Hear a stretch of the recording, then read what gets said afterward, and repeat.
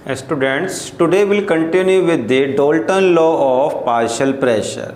So for example, इसे समझने के लिए एक एक्टिविटी समझते हैं। यहाँ पर आपके पास एक क्लोज चैम्बर है और इस क्लोज चैम्बर में कुछ गैसेस हैं। अब देखो यहाँ पर एक इस चैम्बर में मिक्सचर ऑफ गैसेस मीन्स अलग अलग गैसेस प्रेजेंट हैं, ऑक्सीजन, नाइट्रोजन, ठीक, फॉस्फोरस, इस टाइप की गैसेस। फॉर एग्जांपल मान लेते हैं यहाँ पर ये पार्टिकल्स हैं हमारे ऑक्सीजन गैस के, ठीक है। ये पार्टिकल्स हैं हमारे N2 गैस।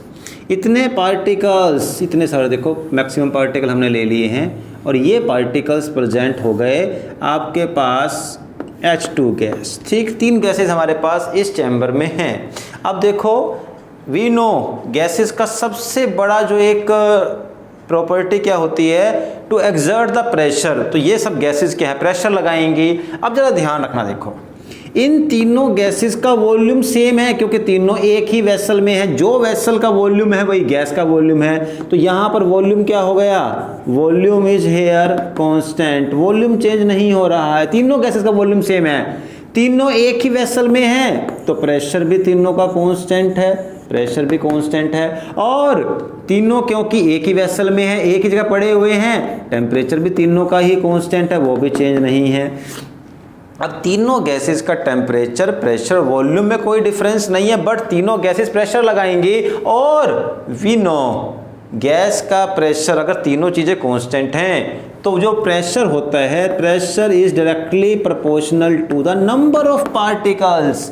जैसे जैसे नंबर ऑफ पार्टिकल्स बढ़ेंगे वैसे वैसे प्रेशर बढ़ेगा। इसका मतलब दिख रहा है यहाँ पर H2 गैस, ये गैस कौन सी है आपकी, हाइड्रोजन H2, इसका प्रेशर सबसे हाई होगा, N2 का प्रेशर कम होगा, O2 का N2 से ज़्यादा, क्योंकि पार्टिकल जो है वो ज़्यादा नंबर में है, यहाँ पार्टिकल कम नंबर में है।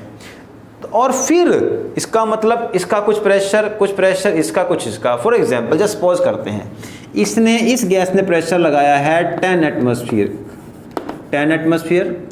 O2 लगा रहा है 6 एटमॉस्फेयर प्रेशर, और N2 इसने लगाया है केवल 2 एटमॉस्फेरिक प्रेशर।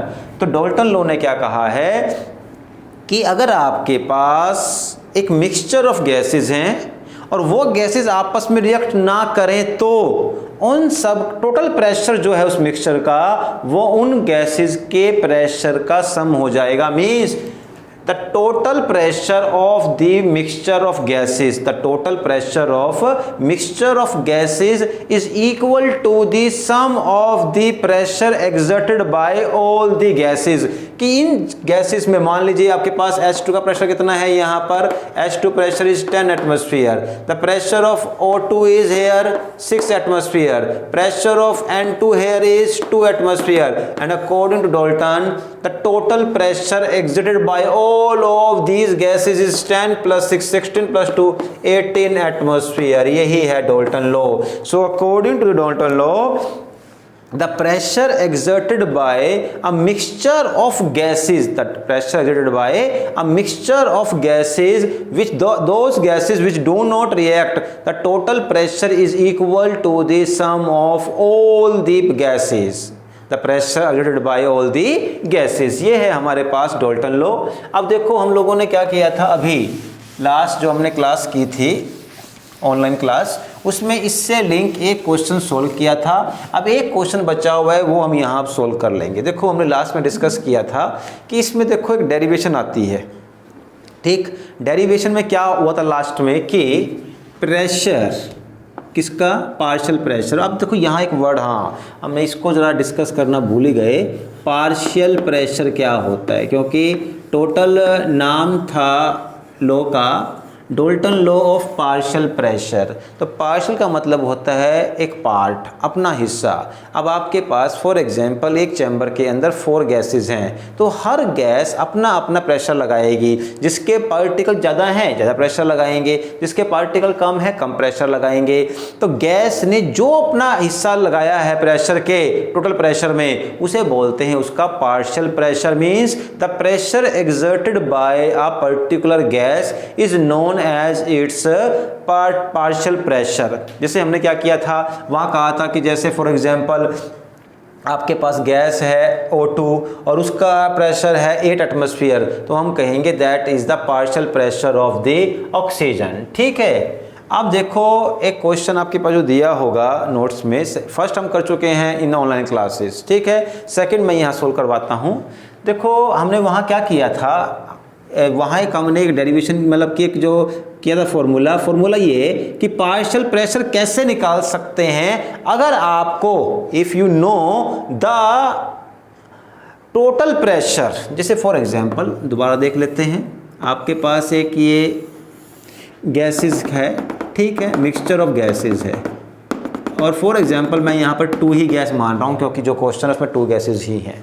आपके पास 2 गैसेस है, मान लो एक गैस इतने पार्टिकल, दूसरे गैस के पार्टिकल ये हो गए, ठीक। यहाँ पर जो दिया हुआ है आपको 2 गैसेस वो न्यूमेरिकल में दी हुई हैं, CH4 methane and CO2, 2 gases हैं मीथेन और CO2। और अगर फॉर एग्जांपल टोटल प्रेशर दिया हुआ है आपको 20 बार, तो आप कैसे निकालोगे कि कितना प्रेशर CH4 का है इसमें से और कितना CO2 का, ये हमें क्वेश्चन को सोल्व करना है। हम निकाल सकते हैं, अगर हमारे पास टोटल प्रेशर दिया हो तो हम पार्शियल प्रेशर निकाल सकते हैं। बस हमें क्या मालूम होना चाहिए कि इसका कितना मोल फ्रैक्शन है और इसका कितना मोल फ्रैक्शन है। देखो मोल फ्रैक्शन वाला टॉपिक हमारा फर्स्ट यूनिट में था, वो हम कर चुके हैं। किसी को डाउट है मोल फ्रैक्शन के रिगार्डिंग तो जाकर के वीडियो देखें, दोनों वीडियो उसके अवेलेबल हैं। एक जो मैंने बिल्कुल शुरुआत में बनाया हुआ वीडियो है वो पेन और पेन वाला, जहाँ पर कि मेरा एक पेपर के ऊपर पेन से बनाया हुआ है, वो भी मोल फ्रैक्शन में है। उसके बाद फर्स्ट वीडियो में भी जो लास्ट के 3-4 पार्ट्स हैं उनमें से कहीं पर एक मोल फ्रैक्शन का वीडियो होगा, वो आप देख सकते हो। तो कैसे निकालते हैं मोल फ्रैक्शन वो मैं यहाँ नहीं करूँगा। ऑल्दो अब देखो, अगर आपको पता हो ये कितने ग्राम है, ये कितने ग्राम है, तो इनके क्या निकाल लोगे, नंबर ऑफ मोल, और इन दोनों के नंबर ऑफ मोल निकाल करने के बाद आप मोल फ्रैक्शन निकाल सकते हैं। और प्रेशर, इसका फॉर्मूला क्या होता है पार्शियल प्रेशर निकालने का। फॉर एग्जांपल हमें निकालना है प्रेशर ऑफ CH4 कि CH4 का कितना प्रेशर है। अगर टोटल प्रेशर है 20 तो क्या करेंगे, is equal to P total. P total का मतलब टोटल प्रेशर, वो कितना है 80, 20 बार तो 20 बार इनटू x का मतलब मोल फ्रैक्शन किसका, CH का mole fraction. For example just मैं भी इसको सोल्व करूंगा बट वैसे ही, इसका मोल फ्रैक्शन है मान लो 0.6, ठीक। तो फिर निकालना है आपको पार्शियल प्रेशर ऑफ किसका, CO2 का। तो CO2 का कैसे निकाल लेंगे, P total into mole fraction of CO2। तो टोटल कितना है वो फिक्स है 20 into mole fraction of CO2। देखो मोल फ्रैक्शन क्या होता है, एक मोल में कितने पार्टिकल्स हैं इन दोनों के। अगर इसके 0.6 हैं तो ये 0.4 ही तो होगा, ठीक। तो इसको अब देखो कितना आया आपके पास, इन दोनों करोगे तो 12, ये करोगे तो 8, दोनों मिलाया आपके पास 20 आंसर भी आ गया। अब मैं ये तो जस्ट मैंने समझाया है आपको रफली कैसे होता है। अब एक आपके पास यहाँ क्वेश्चन दिया हुआ है, क्वेश्चन सुनो जरा आप, वो नोट्स में आपको दिया होगा। डाल्टन लॉ के बाद सेकंड न्यूमेरिकल है दैट कि किसी एक क्लोज वेसल में आपके पास गैसेस हैं, 2 गैसेस हैं। First gas is methane CH4 and it is present 3.2 ग्राम, 3.2 ग्राम, और दूसरी गैस जो है वो आपके पास CO2 है एंड इट इज प्रेजेंट 4.4 ग्राम। ये 3.2 ग्राम है, ये 4.4 ग्राम है। और ये दोनों गैसेस जो प्रेजेंट है वो वेसल जो है जहाँ पर प्रेजेंट है जिस वेसल में, उसका वॉल्यूम है 9 डेसीमीटर क्यूब। तो देखो decimetre cube is equal to 1 litre. इसका मतलब जो वॉल्यूम है इन दोनों गैसेस का वो कितना है 9 डेसीमीटर क्यूब, या इसको आप लीटर भी लिख सकते हो। और टेम्परेचर दिया हुआ है 27 डिग्री सेल्सियस। और देखो हम कभी भी क्वेश्चंस को डिग्री सेल्सियस में नहीं केल्विन में कन्वर्ट करते हैं, तो केल्विन में क्या हो जाएगा, ये प्लस 273 कर देते हैं इज इक्वल टू 300 केल्विन। अब हमें निकालना है कि इन दोनों गैसेस का टोटल कितना प्रेशर होगा। हमें टोटल प्रेशर नहीं दिया है, पार्शियल नहीं निकालना है, हमें निकालना है यहाँ टोटल प्रेशर कितना होगा। तो देखो कैसे निकाल सकते हैं टोटल प्रेशर। अगर सुनो देखो हमारे पास क्वेश्चन का क्या फॉर्मूला क्या होगा, PV is equal to nRT। देखो ये होगा हमारे पास, क्योंकि प्रेशर भी दिया हुआ है, यहाँ पर प्रेशर निकालना है, वॉल्यूम दिया हुआ है, R की वैल्यू पुट कर सकते हैं और आपके पास यहाँ पर टेम्परेचर दिया हुआ है। तो देखो प्रेशर कैसे निकलेगा, N/V इंटू RT लगा सकते हैं। N का मतलब क्या होता है, number of mole.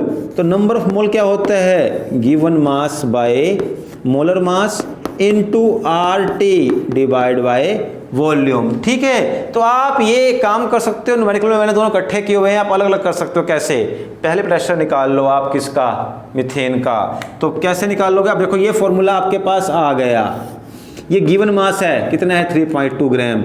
Molar mass निकाल सकते हैं, CH कितना होगा 12 + 4 16, it is the molar mass of carbon CH4। CO2 कितना होगा 44 ग्राम। कैसे, 12 + 32 44 ग्राम। वो वैल्यू पुट करो यहाँ, वैल्यू पुट करो यहाँ। R की वैल्यू ये आपको दी होगी, आज बताया मैंने कैसे यूज करते हैं। R की वैल्यू आपको, अगर आपके पास मान लो जूल है तो 8.314। अब आपके पास प्रेशर यहाँ पर मान लो जो भी आपको प्रेशर निकालना है, अगर आप लेते हो वैल्यू 0.0831 तो आपके पास वैल्यू जो है वो आएगी यहाँ पर बार में। ये हम डिस्कस पहले कर चुके हैं कि R की वैल्यू कैसे यूज करनी है। अब देखो अगर आपको निकालना है यहाँ प्रेशर CH4 का, तो देखो अब कैसे निकलेगा। W कितने ग्राम है CH4, 3.2 gram, divide by the molar mass of CH4 that is 16। देखो CH4 का molar mass 12 is the mass of carbon and 4 hydrogen 16 into कितना वॉल्यूम है 9 लीटर इनटू, अब देखो R की वैल्यू आपको यहाँ दी होगी, यहाँ अपनी तरफ से पुट कर सकते हो। मान लो मैं पुट करता हूँ 0.0831, तो ये होती है बार में, तो आपका आंसर बार में आएगा प्रेशर। इनटू टेम्परेचर कितना है आपके पास 300 केल्विन।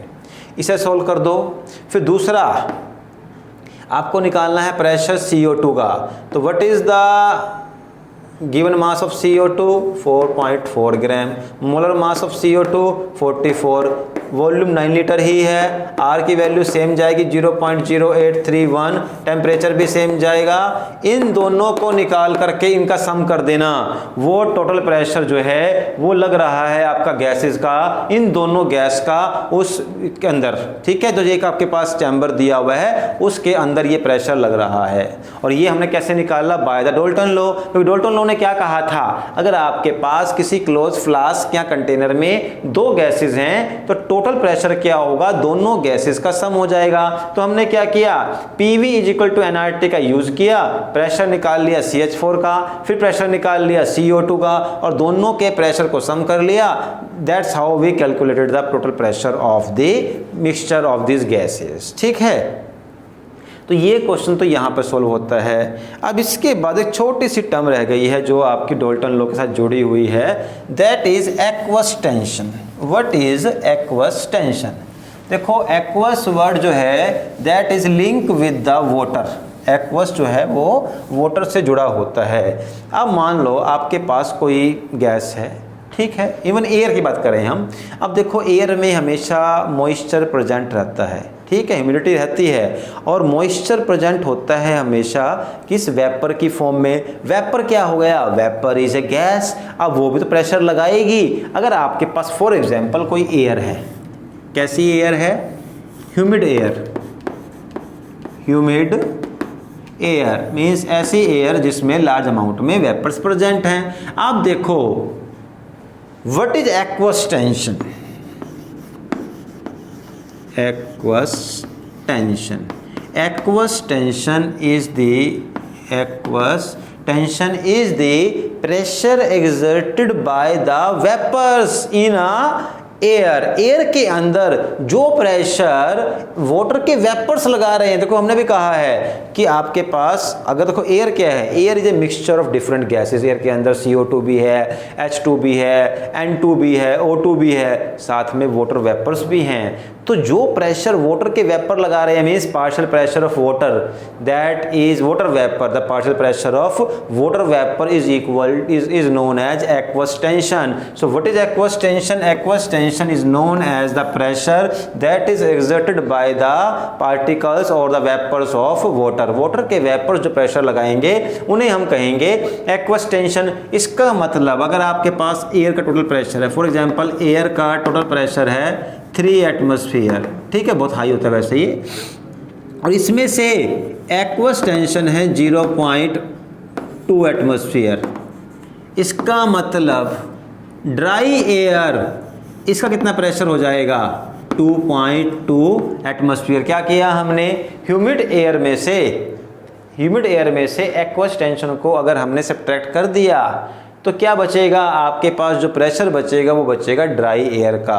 तो इस तरीके से देखो ऐसे क्वेश्चन आ जाते हैं कई बार आपके पास कंपटीशन वगैरह में, होते बहुत आसान ही हैं, बस थोड़ा सा अगर आपको नॉलेज होती है तो आप वहाँ पर इसको हम पुट कर सकते हैं। So in this video what we discussed, first we discussed about the Dalton law of partial pressure which states that the total pressure of the mixture of gases is equal to the sum of pressure exerted by all the gases in a mixture. Okay, and then we discuss how to solve the numerical on this basis, and in the last we discussed that aqueous tension is the pressure exerted by the water vapors in a gas, ठीक है।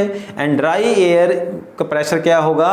Total pressure में से आप aqueous tension को बाहर निकाल दो तो वो ड्राई एयर का प्रेशर हो जाएगा। Okay, so thank you for this video, and in the next video we'll discuss about the Maxwell-Boltzmann distribution of the gaseous pressure. Okay, thank you.